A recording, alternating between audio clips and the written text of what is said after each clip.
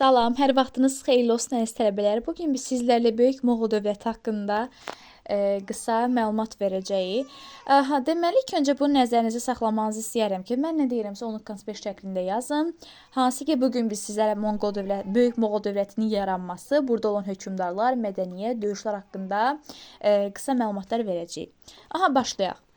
Deməli 1526-cı ildə Panipat döyüşü baş vermişdi və bu döyüşdə Əmir Teymurun nəslindən Babur qalib gəlmişdi və Dehli sultanlığının varlığına son qoyduqdan sonra Hindistanda yeni türk dövləti yarandı və bu dövlət isə Böyük Moğol dövləti idi. Həmin bu dövlətin paytaxtı haraydı? Aqra şəhəri. Xəritədə sizə göstərək. Baxın. Böyük Moğol dövləti harda yerləşir? Bu hissədə. Aydındır? Əla. İndi isə gəlirik nəyə? Biz hökmdarları hal-hazırda adlarını çəkəcəyik. Babur Şah. Babur Şahın hakimiyyət illəri 1526-1530-cu illərə əhatə edir. Cəmi 4 il hakimiyyətdə olmuşdu. Bu hakimiyyətdə olan zaman Şimali Hindistanı özünə tabe elədi. Daha sonra bir sıra hakimləri məğlub elədi, hakimiyyət daha da gücləndirdi və Moğol imperatorluğunu mərkəzləşdirmiş dövlət oldu. Və burada vergi var idi. Həmin bu vergini isə ləğv elədi. Hansı vergi idi? Bu cizyə vergisi. Hansı ki bu cizyə vergisi nə idi? Can vergisi idi. Aydındır. Və demək olar ki, digər hökmdarlardan, hakimiyyətli hökmdarlardan fərqli olaraq bu nə etmişdi? İslam dini zorla yaymamışdı. Babur Şahdan sonra hakimiyyətə Əkbər Şah gəlir. Əkbər Şahın hakimiyyət illəri 1556 və 1605-ci illəri əhatə edir. Gördüyünüz şəkildəki şəxs kimdir? Əkbər Şah. Hakimiyyət illəri nə vaxtı? 1556 və 1605-ci illərdə.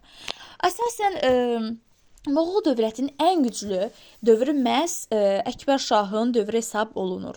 O nə etmişdi? O aşağıdakı tədbirləri həyata keçirmişdi. Əsasən o hüquq bərabərliyini təmin elədi, dini dözümlüyü möhkəmləndirdi, vakit çəki, ölçü, ümumiyyətlə vahid qanunlar yaratdı, vergi islahatı keçirdi. Vergi islahatına əsasən əhalidən alınan məhsulun 1/3 vergi alınmağa başlanıldı və vergilər pulla verilməli idi. Vergilərin yığılması cagidarlara, yəni imperatorun ən etibarlı feodalları kim idi? Cagidarlar. Baxın bu hissədə var cagidarlar. Deməli onlar kim idi? Ən etibarlı feodallar idi. Daha sonra Əkbər Şahın xarici siyasətinə gələk. Əkbər Şahın xarici siyasəti nə idi? Təbii ki, ölkəni işğalçı hücumlardan qorumaq idi, elə deyilmi? Baxaq, deməli o Gucaratı, Benqaliyanı, Kəşmiri, Şimali və Mərkəzi Hindistanı Əfqanistanın bir hissəsini tabe elədi və uğurlu xarici siyasət nəticəsində Osmanlı, Səfəvi, Özbək və Portuqaliya dövlətləri ilə yaxşı əlaqələr qurdu. Və ümumiyyətlə bütün hakimiyyətini bütün Hindistana yaya bildilər. Aydındır? Bu belə. Deməli, gəlirik sonra nəyə? Mülkiyyət formalarına. Uşaqlar, burada Böyük Moğol dövlətində mülkiyyət formaları hansılar idi?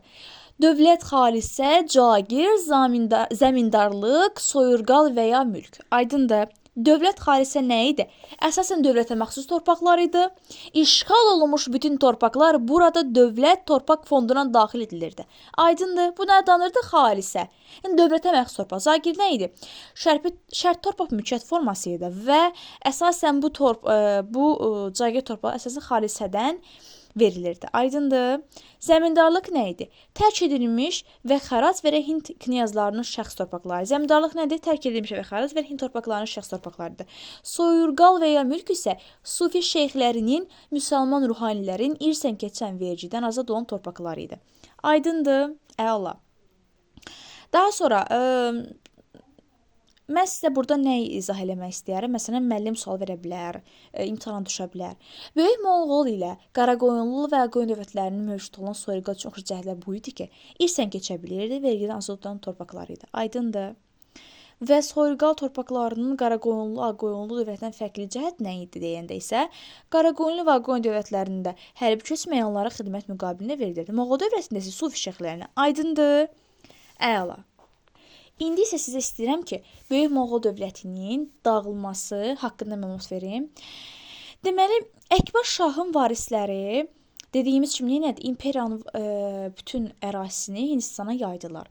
Lakin cagidarların isi torpaq sahiblərinin çevrilməsi və mərkəzi hakimiyyətin zəiflənməsi nəticəsində ölkədə yüzlərlə müstəqil hakimlər meydana gəlir. Və bununla da 18-ci yüzillikdə, yəni 1700-cü illərdə Böyük Moğol dövləti dağılmağa başladı. Aydındır?